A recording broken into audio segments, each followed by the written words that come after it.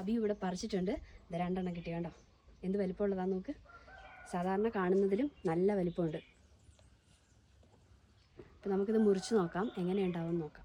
1/2 കിലോയോളം വരുന്നുണ്ട് ഒരു ഫ്രൂട്ട് തന്നെ. ഇതിൻ്റെ ടേസ്റ്റ് എന്താണെന്നറിയാൻ നല്ല എക്സൈറ്റ്മെൻ്റ് ആണ്. ഉള്ളിൽ 3 കുരുവാണുള്ളത്, പിന്നെ നിറയെ കഴിക്കാനുണ്ട്. ബാക്കി ആ തോട് മാത്രമാണ് കളഞ്ഞു പോകാനുള്ളത്. അപ്പം ഞാൻ കഴിച്ചിട്ട് ഇതിൻ്റെ ടേസ്റ്റ് എന്താണെന്ന് പറയാം കേട്ടോ.